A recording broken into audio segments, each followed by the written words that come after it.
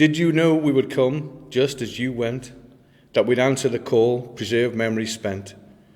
Has our tiny defiance this century on honoured the memories of those long since gone? We're no warfaring warriors, braving unknown, nor pushed into battle when bugles are blown. Just ordinary people, mere everyday folk, who don't understand why respect is a joke. Inspired heroics of ancestral past belatedly called us to action at last. Obviously, we've got a duty to protect that memorial. There's no protection in the memorial.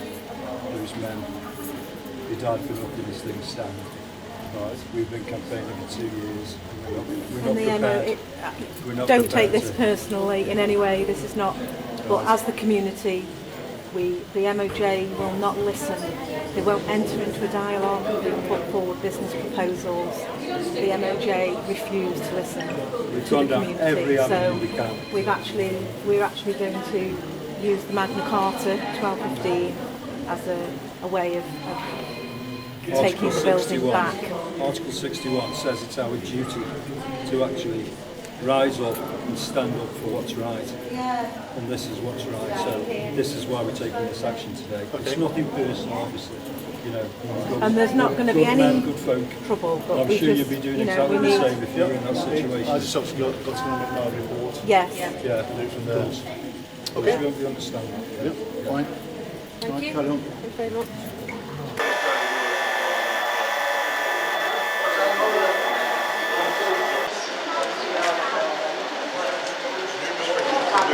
Sorry? Is that the security guard? Yeah.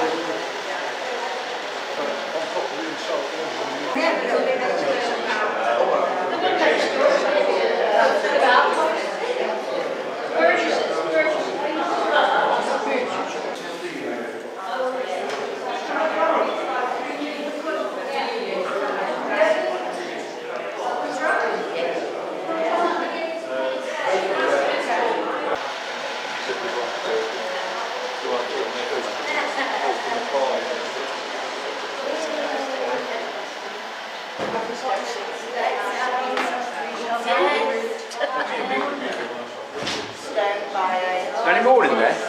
We've only found this one so far, and the applicant's offices.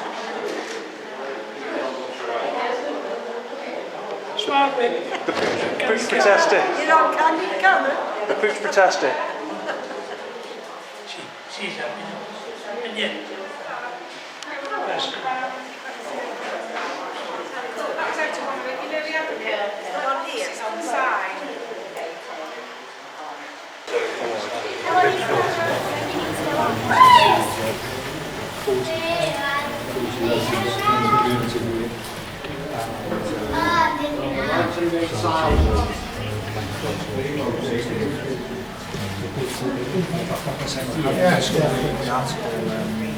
Well, it's part of the British Constitution, along with the Bill of Rights, Act of Settlement. It's part of the Constitution. And this is our duty to actually rise up against this kind of thing. So choose to hopefully send that message loud and clear. Yeah, I mean, today of all days is the most appropriate day. This is the day when those 498 men gave their lives so that we can be free. And yet, the actions of this ministry are actually putting the memory of those men in jeopardy. So we are here to protect that memory and protect our heritage. So thank you very much for your time. Right. Hello. It's Alan. It is, yes. Pleased to meet you too. Thank you very much. 5 minutes to have a chat. Yes, of course, yes. Don't read all of that. Keep filming, yeah.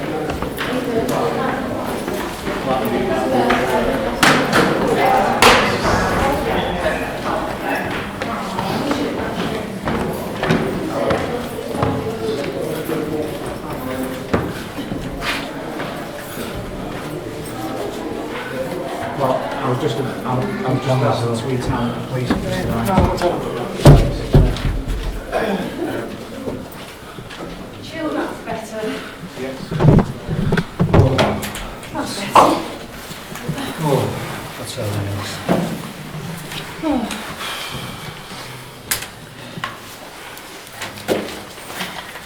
That's how. Right. Would it be worthwhile if I give you this to read? This sort of sums up everything, and if I give you that, it's better than me waffling on because I'd babble and babble. You know. Okay.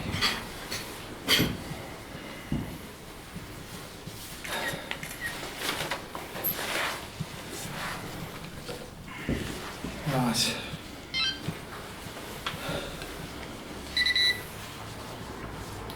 Obviously you've got, you've actually got you at the moment. I'm aware about a number of cameras pointing at me and I don't know where anybody is. Yes, sorry, shall I introduce people? This is Martin Elliott from Staff Union in the Centre. Okay. Stephen is a legal advisor. Okay. Stephen. Spy, SP1. Again, Josh is from Staff Union, he's working with Martin. Martin's his tutor. Matt's from the Sentinel reporter. Dex, like community video maker. And then Involved with the campaign. involved in the campaign. Sharon's part of the campaign. Justin Meath-Baker is the great-granddad of the... Great-grandson. Sorry, great-grandson in nerves. Justin. Meath-Baker, M-E-A-T-H Baker. Great-grandson of the My great-grandson. philanthropist who, yes, Built the town hall. Built the town hall. Yeah. With his own money. He didn't leave it to me. 1988. Oh, that was interesting. Cheryl's my wife, Yeah. part of the campaign, and again Jane, part of the campaign. Right. Obviously our primary concern is everybody's safety. Yeah. You can see the glass, there's bits parts of the building got exposed wiring, etc, etc. I believe the floors are unsafe, some of the ceilings may be unsafe. I don't know, as long as everybody's safe, that's the primary concern. Yeah, absolutely, yeah. I just want to understand what the issues are that you've got. Yeah. You know, I know it's Remembrance Day parade, you've been letting here legitimately. You know, what sort of spurred all this on today and what it's all about? Because I've only got the various details here. Okay, well, we've been running the campaign for 2 years virtually. The building ceased to be, as I'm sure you know, ceased to be Magistrates Court 2 years ago, and since that date the community have been trying to enter and have a dialogue with the MOJ who own the building, and well, there's a lot of evidence here of what we've been doing over the last 2 years, and we've actually just got to the point where the MOJ will not speak to us, they won't enter a dialogue with the community, and you know, we've been told that it is now a political decision. People are coming round, private developers are coming round looking at the building, and the community just feel very, very strongly this is our building, it was built for the people of Fenton, and the MOJ didn't pay a penny for the building, and the community feel it's their building, and it's really as simple as that. We want to use this building for the community to regenerate this town and for the benefit of Fenton and Stoke-on-Trent, and we have put a proposal in to the MOJ. We've gone through all their hoops. We've jumped through that many hoops over the last 2 years, and it's just reached that point where people have had enough, and we've just felt, you know, it's time to take the building back. It belongs to the people of Fenton, and what we want is for Chris Grayling to speak to us. Actually, it might Enter a dialogue. Might be nice if he answered the emails I sent him. Any email, he has to respond. Even to say get lost, he hasn't even told me that. They're just completely dismissed it. The last 6 months, they've hardly talked to us, to be honest. And yet, Cheryl said, the actual proposals that we put forward, it's a massive opportunity, this building. They could actually transform the town. As you know, Fenton hasn't got a library, it hasn't got a bank, it's dying on its feet. But the proposals we put forward, and it's not just from us, we're working with a credible regeneration company called Urban Vision. You've got a track record in Manchester and Birmingham, they've done some wonderful work, and we've put this forward then it could actually transform the town. It could bring like jobs and growth to the town. It could regenerate the place. It'd be good not just for Fenton but for Stoke-on-Trent. And yet they're just completely ignoring us, completely dismissive. So just to get their attention, what else do we have to do to gain their I attention? think you've done that. Well, no. You're I mean, not Chris Grayling though. You're not Chris Grayling. the other When Chris Grayling comes here, Yeah. or Yeah. Ursula Brennan, the permanent Under-Secretary of the Ministry of Justice, come here and starts talking to us, then we'll know. Or the head of estates, Guy Edgerton Smith, or any of those civil servants, or the elected, the under-ministers or ministers, once they come chat to us, hurrah! Well, We haven't even had a conversation. People said in relation to this, 'cause obviously you've got We have a right, an Article 61 right under the Magna Carta of 1215, of the right to lawful rebellion, to take any property, any Crown property that we see fit in lawful rebellion in redress to the oppressive state that's currently underway.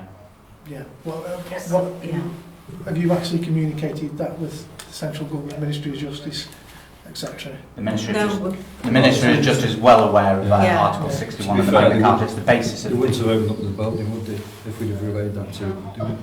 We wouldn't be here now. We went back to warn them, but no. The other issue here, significant issue, of course, is the War Memorial, which cannot be removed. And we have a statement actually from Chris Grayling confirming it cannot be removed. And obviously the community feel that if this building is bought by a private developer, that could be demolished, the building could be demolished, and there are relatives. Jane's great-granddad is on that memorial, and it's like his grave. Yeah. I can imagine there's quite an emotive issue. Yeah. I think I've got great uncles on there, great uncles too. The memorial is paid for by public subscription by the people of Fenton. Where do they put the memorial? In a place where everyone in Fenton can see it. Their town hall. That's why it's there. That's why it's nowhere else but there. It belongs in their building. The building and the memorial are one and the same. Yeah. So I'm disputing that. Obviously, there's a lot of issues in relation to the building. I believe it's a listed building. It's not. No. It's rejected for listing. English Heritage. We tried to get it listed. English Heritage. When they came round, they didn't see behind all the full ceilings and so on. The original building is there. Behind the floors, the Minton tiles are there. It's all there. When the bloke came round to have a look round at the Ministry of Justice, and he just left, and he didn't see all that. He said, "Oh, the outside of the building's fine, but inside it's been too altered." But actually, it's a diamond in the rough, and it's all there. But so English Heritage does not listed the building, so that's why it's vulnerable. Can you challenge that? No, you can only appeal against a listing if you have extra evidence, and they just said that we've tried that. We've said that look, it's actually all marvellous, and here's a photograph of the original ceiling that's up there hidden, and they've said it's not enough the church is listed, and the cemetery is listed, but the town hall isn't. So that's why it's vulnerable to demolition. And obviously, we're in the 1980s extension, which if anyone demolished that, we wouldn't mind at all. But theoretically, someone could pull that building down, this building down. Now, of course, people say, "Oh no, they have to get planning permission and so on." But we all know that we've seen it all over Stoke-on-Trent for the last 10, 15, 20 years. Beautiful buildings have gone.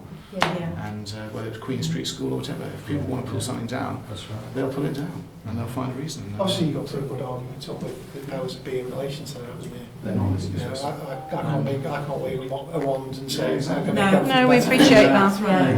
When the Ministry of Justice acquired the building in 2005, it was just transferred. Ownership was transferred from the City Council. No money changed hands. No conditions, they just gave it away. Now, if I went to City Council and said, "I've seen an old empty building, can I have that?" They'd tell them to get lost. Why the Ministry of Justice? "Oh, here you are, here's a building for free." Who did that and why? Why Purves isn't saying, "Well, it wasn't my time, let's find out who did it." Why isn't Purves going down to London for a meeting with Chris Grayling to say, "My predecessors gave you this building"? What on earth is in their mind when they did? I have no idea. But can we have it back, please? But the last thing we should be doing is putting it on the open market for 500 grand 5 years after you've acquired it for nothing. Where's the justice in that? They've actually spent £300,000 keeping this building closed. While they've been ignoring our approaches. £300,000 keeping it closed. When you have contact with civil servants, they do this thing of kind of like, "We'd love to help you, but the thing is we are obliged to obtain best value Best for value, the taxpayer. right. Now Yeah. you can spend 5 minutes and that implies the highest price. You spend 5 minutes on Google, there are 5 or 6 different government guidelines that specifically say that best value, particularly with heritage buildings, particularly with community buildings, does not mean the highest price. Best value to the community. So they are falling back on an argument, which is they're not even reading their own guidelines. So they don't have to obtain the highest price. Anyway, the Ministry of Justice, which has a turnover of £9 billion a year, so Fenton Town Hall is the local MP. Oh yeah. We've gone down every avenue. We wouldn't be doing this today if it's just the fact it's last chance saloon now. Right. We are just at the end of our tenure. Nobody will communicate with us. The local authority won't actually communicate with the community. They've made their own demands of the MOJ without consulting with the Fenton community. The MP rather, has made a couple of statements in Parliament. Chris Grayling has stated that there'll be a covenant on the War Memorial. We have no evidence of that. We've asked for that, and we're told, "Oh no, that doesn't happen until the sales details are drawn up." Well, it's a bit late then, isn't it? But apparently they said that would just be like a handshake, a gentleman's handshake behind closed doors.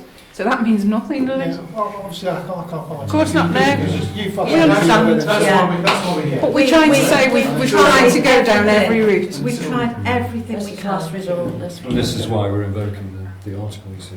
But we've got loads of support for what we're doing. We've got 11,000 signature petition now, from signatures from all over the world. We've got like celebrity endorsements from like Jeremy Paxman, Ben Alton, Stephen Fry, Rory Bredner. We've got loads of support for invoking this today.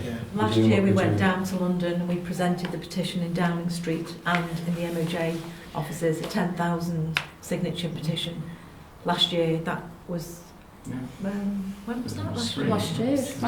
October. Last October. Yeah, it's just over a year ago. Anything from that? No. By strength and recycling. And every week. Well, no, we did actually. We did. We submitted that, and then a couple of months later, after a whole year of being told by the Ministry of Justice they wouldn't entertain a community asset transfer, they actually came up to us, did a bit of a PR stunt, and said that they would.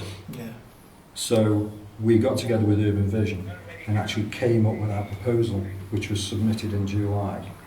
And since that time, we haven't really heard anything. They haven't been discussing anything with us or creating any meaningful dialogue. And basically, we're here now and we've got to this point. So, not really, no, but there was some result. But that's basically because we went down to London and caused a fuss down. Created a huge PR. So it's still about a year later. We made a fuss in London, it hasn't actually got anywhere. So now we're making a fuss in Stoke-on-Trent. In Fenton. Well, I think you've got the spotlights well and truly on you at the moment. Obviously, our view is like the building is in a bit of a state at the moment. We don't want anybody getting hurt. I'm an architect at the end of the day. I'm just going by what I've been told. So obviously, if you're in here and you do get injured, then obviously we appreciate you accept our own risk. Everybody completely accepts that. From me, you've got yourselves in the spotlight now, so you push your story on. If you've got the media attention, what are you proposing to do from now after? Because I'm here at the moment. What are you planning to do in the next day or so? Stay here. We intend to stay here for a period of time until the Ministry of Justice begin to listen to us. Ideally, we'd like Chris Graham to come up to Stoke-on-Trent, to come up to the town hall and have a meeting with us here so that we can actually come up with a solution to this problem. I understand the logic behind what they're doing or not doing. There seems to be flying in the face of all, whether it's any moral logic or any other kind of reasoning. It's just trying to, what are they thinking? Simple question. What are you thinking, Mr. Grady? I mean, the chap that's acting head of estates at the moment, who is responsible for all property belonging to the MOJ, is called Guy Egerton Smith, and every week he is contacted and has been since July, since the submission was put in, and every week his response is the same. It's with a higher authority. Last week, well, maybe 2 weeks ago, the response was he's now begun to get quite fed up about it, and has basically said it's a political decision. So Chris Grayling is the politician. He's the one making this decision. So we need to speak to him. We need him to enter a dialogue with us. But we don't want to just sit here and just, be awkward. We put this vision to the Ministry of Justice, and we want to provide a community service while we're here. And we lost the library 2 or 3 years ago. We'll provide a community service while we're here. We'll open up the front doors and let people in, and we'll have some kind of book lending service or something like that. We'll start implementing some facilities. Offer teas and coffees and things. It's a community building, it's been seized by the community. Yeah, and that the idea is we've already had lots of meetings with the community about what they'd like to see, which is the reason we've got the proposal. But the idea is to just open that, literally that space down below, and let people come in, continue the thought process, all their ideas, get their support, more support from the community. People are prepared to come in, to do teas, coffees, bring cakes, sandwiches. Everybody is prepared to make that effort. Lots of backing, haven't we? Yeah, lots of backing. And they're taking this to the local authority as well. The local authority have no decision to make on this. They've already told us that. So as far as we're concerned, we've done what we need to do with the local authority. It would be nice to get their support and influence, because we're here to effect change, really, and if we get the support from the local authority, that would be welcome. But the local authority have already told us that the building is legally owned by the MOJ, therefore the City Council have no say in, I've got all this in writing obviously, but they have no say in what happens to the building. The MOJ can do what they want with the building because it is legally theirs. So the City Council really, to be fair, aren't really working that well with the community on this issue. So I don't think we'll be taking our point to the council. It's the MOJ that we need to be liaising with. It's Chris Grayling that needs to be making these decisions. Right. Okie. And the last letter was sent the 13th of July to Chris Grayling. And he still hasn't responded. No. I mean, The Queen replied. Oh yeah. Jane has a letter from the Queen. Right, okay. Replied, but Chris Grayling can't. Yeah, he's fine. Well, we've contacted lots and lots of people. Archbishop of Canterbury, we've had responses from. The Queen showed us support, but she can't get involved because it's political. That's Duke it. of Cambridge. That's fine. And she can understand why I wrote the letter. So courtesy to say thank you for your letter. I haven't named out that from Chris Grayling. Right, okay. It's just a bit rude, frankly, isn't it? We've got loads of information there. If you need any of the testimonies or evidence, we've got the 11,000 signature petition there as well. If you need anything, just let us know. We've got the vision for the building now. Okay. Right. I'll go back to this. it's a bit different for a Sunday afternoon, isn't it? I was expecting this week. No, to be honest, a few hours ago I was laying a reef, so... All right, okay. I feel sorry for the security guys because they were supposed to go That's been very... we kept them from the Sunday lunch. We're really sorry about that. Yeah, okay. Okay, thanks so much for sparing us the time. Thanks for coming. Thanks for listening to No, us. it's all right. I'll report back. Tea, drop by any time. You want a coffee? So what's the No, I'm all right, thank you. What's the next stage in the process then? I'm going to find out now. Yeah. Okay. So I'm going to make some calls and see what we can do. Okay. Obviously, you protesting for one reason and another. Obviously, there's issues in relation to the Ministry of Justice not coming back to you, essentially. Probably having input from them as well, to get the ball rolling. Great. So if we can facilitate that for you. Yeah, that'd be lovely. If we could facilitate that, would you be able to free the building up so that these guys can lock up and go home? Because we've had solid words from them before. so. Yeah. Well, we're here for the long We haul need, if we have to be. We need, aren't we? Yeah, We're not going anywhere. As Justin said, we've My heard. family have been here for 250 years, 1765. Chris Graham will be long gone, and my grandchildren will still have responsibility here. It's my great-grandfather, and his grandfather built the church. Yeah. You know, Yeah. so we're not going anywhere. Okay, leave that with me, and then I'll make some calls, see what I can help you out. Okay, thank you. Thank you very much. I do take it you're going to secure the front doors. Yes, Yes. we will. Yeah, we will. Pub stragglers walking. No, quite right. Don't worry. And we've got. Well, we've got to you think know, of we've our own got a safety number as well, haven't we? I think we may be sending another couple of officers around as well, just because we've got a right for your safety as well.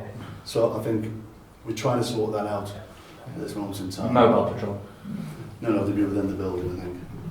Yeah. They're not officers though, are they? They're security guards. Yeah. No, sir. No, sir. I'm an officer. Security officers.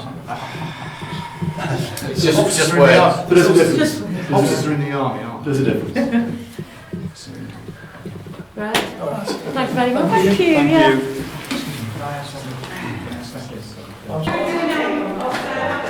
Gerard. See.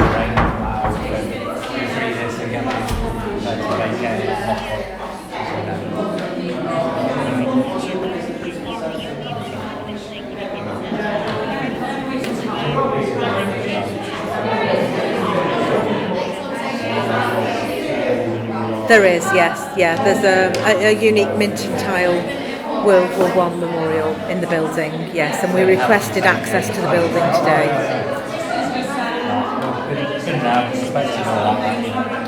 That's right, yes, yeah. There's quite a number of us from the local community, and there's probably about 30 of us, I think. It kind of the numbers are coming and going a bit, yeah. People are coming and going at the moment. When's this going on then? It'll probably go as soon as I can get it out, maybe tomorrow morning, but maybe this evening. I'm Alan Gerard. I'm part of the campaign to save the First World War Memorial in the town. Alan, just tell me what's going on here today. Today we're excuse me. Today we're invoking Article 61 of the Magna Carta. Which says what? It's the duty of people to rise up when governments are acting irresponsibly or unlawfully or recklessly. We believe the Ministry of Justice has been fobbing off the people of Fenton for too long, basically. We've had 2 years trying to set up a meaningful dialogue with the Ministry in order to transform Fenton Town Hall into an inclusive, open community venue which can regenerate not just Fenton but Stoke-on-Trent in general, bring jobs and growth to the area, and bring a bit of life back into a town which has been dying for decades. Basically, we haven't got a library, we haven't got a bank, and really this is a big opportunity for the people of Fenton and Stoke-on-Trent. What do you want to do with this building then? Well, we've got lots of ideas for the building. And the proposal has been sent to the Ministry of Justice. Unfortunately, it seems that they don't want to know at the moment, and it's really, it's such a shame, because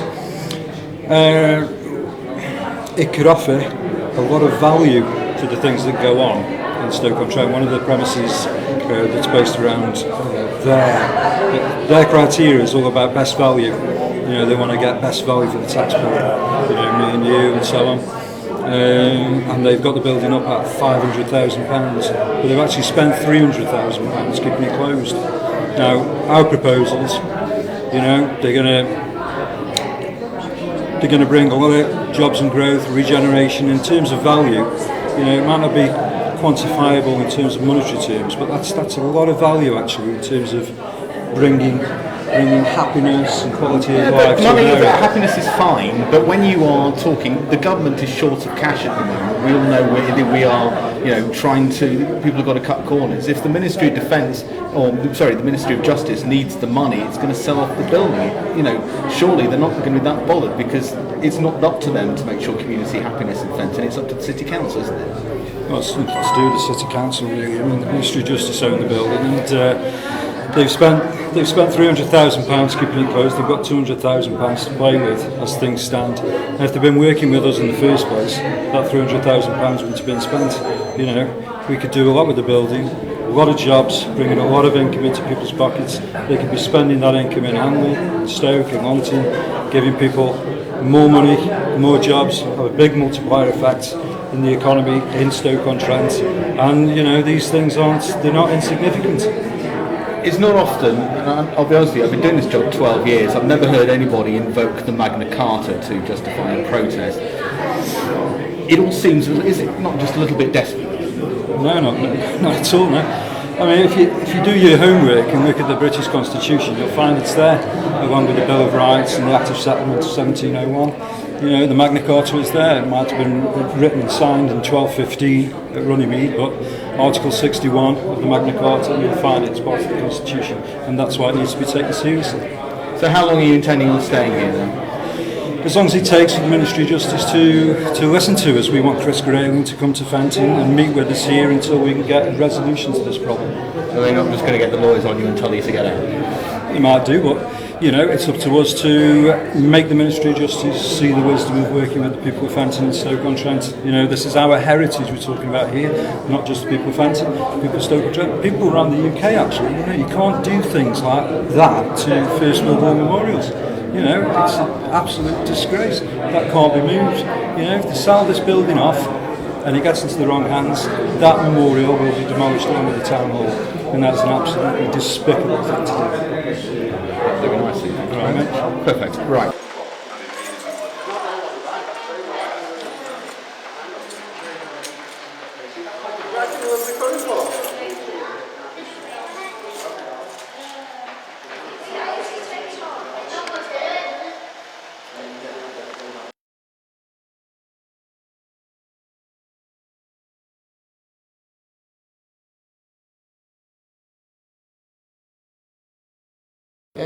Because my grandfather got killed in the Great War in France somewhere, and we've no body, no grave, no story, only a very slight one. And I didn't find out until 2 months ago that his name is on this lovely plaque, and it's very important to me and the family that it remains there. Very important. Thank you. He was 37 years of age when he went to France, which I believe is pretty old. Yeah. My grandmother, the last Palmer, all she got was a telegram to say he was missing, and then a telegram to say he was dead, believed to be dead, and he left 10 children. She then went on to work until she was 74 years of age at Beswick's in Longton, where she worked from when she was 13. So just think how difficult it was for her. Well, it's amazing. You don't get the compensation that they got today. She didn't get anything. No. She got a piece of paper, that's all. And she raised all the kids, and one of those kids was my mother. And obviously my aunties and uncles. Yeah. There's none of them left now. So I just want to make sure that I fully understand exactly what's going on. Yes. What it is, you know, the role that the police potentially might or may not take in relation to this. So I'm just interested in talking to you. For me, it's very informal. I just want to understand who's here, what it's all about, what a satisfactory outcome in, how basically we can resolve the differences of opinion or anything. And quite clearly, you know, the police were not involved in the decision making. Yes. We just want to make sure that everything runs safely for everybody involved in the whole of the community. So that's all it is Right. to be honest. Yeah. It really, Phil, it's concerned residents who we've been so frustrated for so long. We've felt we've had to take direct action, peaceful, but assured and resolved direct action against, if you like, the Ministry of Justice. We've been working for 2 years to try and create dialogue, meaningful dialogue with the Ministry to turn the building into a multifunctional community venue, open and inclusive, that will allow Fenton to regenerate itself again, because it's dying on its feet. We haven't got a bank, we haven't got a library, it's dying on its feet. Fenton East, for instance, is full of drug problems. We've got so many problems in Fenton. Yeah. But there's also other issues as well. We've got the memorial up there. I don't know if you've seen that before. No, I'd like it if you could show me around. It's here. It's here. It's like, it's really important. We've still got relatives around the area. Yeah. They're not able to see it. We've got real issues with people who feel really upset that you can't see it. It's locked away for 11.9 months of the year, if you like. Yeah. We've always wanted to see it. It's so important.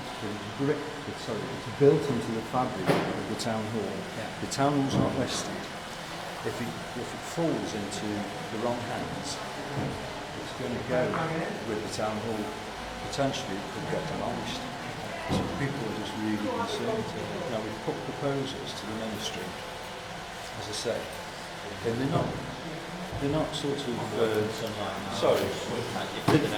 not flippant proposals. It's not like we wrote it on the back of the matchbox or anything like that. We're working on a serious regeneration charity. They're actually called Urban Vision, but we've done like some serious, credible regeneration work in Manchester and Birmingham, where we took buildings like this and we've turned them into like heritage tourism destinations, and we've brought the community on board. We've actually helped to regenerate areas. So we actually feel we could do that. We could do that here, bring the community on. We've got I don't know if you've been around here before, but we've got courtrooms upstairs. We take them out and take it back to the ballroom that was there before. We could have concerts up there. We could hold wedding receptions up there. We could really bring the community back in as it was before 1968. We could have complementary things going on down here, like a restaurant, bar area, like an exhibition space, things like that. So that's all gone in a credible way, in a sort of workable way, if you like. But we haven't been able to get the feasibility grants for that. We've spoke to our Urban Vision, we've spoke to our Heritage Lottery, the architectural, there's something fund, I can't remember the other word actually, but we spoke to these people and they really like the proposals, but they can't give us any money until we get a commitment from the Ministry of Justice. And until we get that commitment, they say to us, well, sorry, we just can't give you any money. You could be pissed off the wall, Yeah. Because so they can't commit to any funding until the people who actually own and have responsibility for the building actually give you some kind of consent or guarantee the fact that that money can be used for what you're proposing. It's been 2 years now. So has this been vacant for 2 years then, Fenton Court? It's been up for sale for 2 years. But we've always tried to work. As soon as it closed, we were approaching the ministry. Yeah. Before it closed, actually, as soon as we heard it was going to close, we were trying to create a dialogue where we could get it back into the community's hands to regenerate the town. Okay. And for the first year, Fenton's a poor area. It's one of the 100 most deprived areas in the country. For the first year, they would not entertain community asset transfer. We were saying, we want to work with you, but we can't afford £500,000. And as they were saying was, look, we need an offer from you. We need £500,000. And we were saying, we can't afford that. Can we do something? All we were left with was like, we've got to try and balance the Ministry of Justice and to try and work with us. So we managed to get Stephen Fry on board. It was all like the Blackadder link. First World War, Stephen Fry, Ben Elton. And then we got like Jeremy Paxman supported us because he was like aiming to the World War I thing. Rory Bremner. We got a petition up and running. We got 10,500 signatures. Martin Tidewell sent out us. And we went down to London, handed it into the town. Went to Ministry of Justice as well and handed it into the reception area there. And then all of a sudden we came up to Stoke. We had a representative, the head of the state came up to Stoke and we met at the gallery across the road there. And then they said, well, let's see what we can do, see what we can handle. We'll entertain the community asset transfer. And that's when we got in touch with Urban Vision. They said they wanted to work with us and they were interested because they're very community focused. And we worked on it and we came up with some good ideas. And that went in July. And since that time, to be honest, they've been fobbing us off. They've just been fobbing us off. We've been having the private viewings still going on. That you're well aware of. We've had 3 private sector offers. One went into Butters John B, another one at GVA down in Birmingham, and there's been another one as well. I'm not sure where that's gone into. And we're just really concerned because they've been fobbing us off for like 6 months now. I'm just really concerned it's going to go into the private sector's hands, and that could go, and the town hall could go, and it'll be the end of Fenton completely. Community's heart will be ripped out, and actually it'll be the end of Stoke-on-Trent in a sense as well. If you believe in the concept of the 6 towns, it'll be the end of that as well. If you do or not, but certainly the end of Fenton. So, I understand all that, totally grasp that. What are you actually hoping to achieve then from the action that you took yesterday? Because I think, am I right in saying that the doors were lawfully opened up, weren't they, for people to come and pay their respects? That's right, isn't it, in relation to Remembrance Day Sunday, that's right, isn't it? And I take it a lot of the people who are here are a local community and actually came and paid their respects. And then I take it was an opportunity from there to actually stay on the premises lawfully and actually get your point across like you just explained to me. So what's the actual strategy for you guys then? What is it you actually hope to achieve, and what kind of time limit? How long do you think you're going to be here for? What is it you want to actually do and to achieve, just so I can understand the impact that it could have on the community out there, and obviously my officers who clearly are going to be policing this area? I said to one of my colleagues that we're concerned residents, and we'll basically look after the building in a far more measured, considered way than G4S would do, to be honest, because that's how much we love the city and the heritage of the town and so on. What we want to do is affect change. We want to get the Ministry of Justice to see the wisdom of actually working with us. So we want to actually start to implement our vision for the town hall in a limited way, and then perhaps expand on that, and basically to, if I'm honest with you, embarrass the Ministry of Justice, get national support through media, things we put on here, perhaps in the square, celebrity endorsements, celebrity support, perhaps not just on a national basis, but perhaps an international basis as well. We've got international support through the petition already. The more support we get, the more we embarrass the Ministry of Justice, the more likelihood there is that we'll actually work with the community and get the community up and running for the whole community rather than just some section of the community. Because if it's some section of the community, then there's a likelihood that people won't be able to see that, or that'll be blocked off, or if it's in the private sector, it could potentially be demolished. So what we want to do is actually facilitate the actual running of the vision that we have for the building. So perhaps, as I say, on a limited basis, perhaps downstairs to begin with like a boot banding service. We've already put a call out for people to come and donate the boots, but we've got like Island Gallery, for instance. We have like an exhibition of like old Fenton photos. People have been donating the old sort of photos, new old photos, if you like, So we've got like a new archival exhibition. We bring that in so people can come in and have a look, that kind of stuff. Okay. And we'd carry on as long as we could, to be honest. Okay. So there's no set time limit of how long you're proposing to stay here? No. It could be hours, days, weeks, years, until you can achieve what your objectives are and the strategy is. Yeah. Okay. But we actually, sorry, in the press release that we sent out, we said that we wanted Chris Graham to come here, the Lord Chancellor, we want him here. So I have to add that as well. Okay.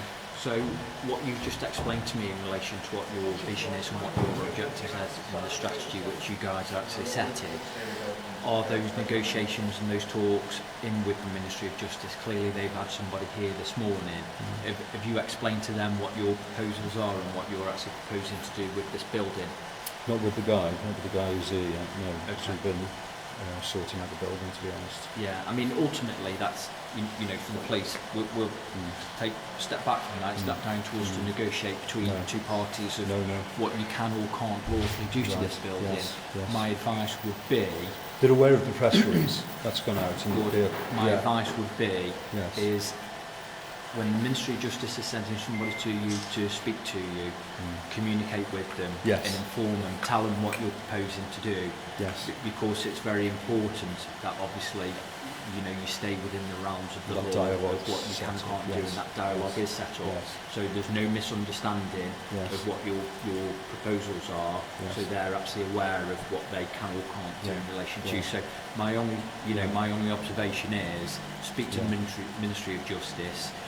You know, have that dialogue and work together. Well, exactly, because that's a key factor for us, because they need to be aware of what we're doing so they can take the appropriate steps, and hopefully that will be, we better work with these people. You know, if they don't know what we're up to, then that ignorance is, you know, not in our favour in a sense, because they need to be exactly aware of what we're actually doing, because we're out there to embarrass them. Yeah. Well, you know, from what I've seen here with how obviously calm and peaceful and how level-headed you guys are, I'm proposing to actually withdraw my officers from here, because I just think it can potentially send out the wrong message to people. There aren't problems at Fenton Court, are there? There is a you know, there are local residents who are having their voice heard and want to speak to the Ministry of Justice in relation to what's happening to this building. You know, there's quite clearly there's no concerned member of the public outside or anything like that. So for me, my officers are going to carry on with their daily business. That will mean that they'll be patrolling Fenton. You obviously know the local officers as well. So if it is that you feel that there are any issues and you need to speak to a police officer, then please give me a call, let us know what's going on. I'll give you my details in a minute. Let us know, but it's also important because obviously you could be here 24/7, that you know who to phone into and at what reason. So if a crime has been committed, and if it is that things are happening where you think you need an urgent police response, then quite clearly you call 999 and we'll be here quickly. If it is that you just want to speak to somebody about having some advice or updating us in relation to what you're doing and what's going on, then 101 is the non-emergency police number. We've got a serial running in relation to this, but I'll be giving out the clear strategies of my staff now. Do I need a police officer parked outside the front doors? No, I don't think so. I think we can utilise staff on Fenton better than that. I'm sure, you know, as a local resident, especially Fenton East, you'll appreciate that we don't need a police officer or a PCSO standing on the front door, because there's no value in here. So I take it from your side, you don't feel as if you need a police presence. You're quite happy for us just to pay passing attention, and you know where we are if it is that you need us. Well, this is about civic pride. It's about giving people around even Fenton East something to feel proud about. So it raises their aspirations. So they want to engage in the community. They've got somewhere to go. You know, they've got special things, important things. You know, live, vibrant, exciting things going on in Fenton, which isn't happening at the moment. Okay. You know. I mean, what I can say is I know that when you came here yesterday, you had somebody who had a lot of law documents out, and he explained under Magna Carta 18 such and such, so that you're lawfully entitled to be here and do that. I have to be honest with you, my knowledge of that act is a little bit rusty at the moment. I might have to read up on it. But what I will tell you is that at the moment, as far as I'm concerned, the police, we're not investigating any forms of crimes or any form of investigation. We've quite clearly got some form of community issue. We've got local residents who it appears at this moment in time are lawfully having their voice heard, and they're in contact with the Ministry of Justice, and there's quite clearly some media attention in relation to that. That's what it's about. If it is that I am informed and updated that there are offences or there's proposals of doing X, Y and Z in relation to this, and it forms outside of quite clearly we've got a peaceful process at the moment, I will make sure that you are given ample opportunity, and it is explained to you exactly of what action has been taken and why that has been taken under what act, because the last thing I would ever want is for anything physical to ever happen. There should be no point that anybody should be surprising you in relation to going hands-on or physical in relation to trying to remove you from here. So I will make sure that before we ever got to that stage, as long as the police are informed, I'm sure that we would be, is that we have that dialogue between ourselves and we're absolutely honest with each other and explain to you exactly where it's going. At this moment in time, I think it's a lawful, peaceful protest, which you're obviously entitled to do. When I'm informed that that's no longer the case, I'll let you know that that's no longer the case and let you know why that's the case, and then we can come to a decision of whether we change what we're doing or whether you carry on. Well, from our point of view, don't worry about that, because that would be a desecration of that in itself. You know, so that's what this is about. Okay. Because at the moment, the Ministry of Justice value each of those men's lives, their sacrifices at £400. So that's what this is about. I've got two great uncles on there. Jen's got a great granddad on there, and the sacrifices are valued at £400. So anything like that is a desecration of those men's lives. So we won't be getting any of that. No, well, thank you very much for talking to me. Thanks for explaining exactly why you're here and what it is that you're hoping to achieve. Like I said, I'm the local policing commander for this area, so I'll make sure that I keep an eye and monitor. But in relation to keeping police officers parked outside the front doors, I don't think that is a worthwhile use of police resources at the moment, because quite clearly everything is peaceful, everything is calm. At the point of that you guys think that that's no longer the case, give us a call and we will reassess our policing response at the moment. You're going to give me the number? Absolutely. Okay. Okay, lovely. Thank you very much. Thank you. Thanks, man. Cheers.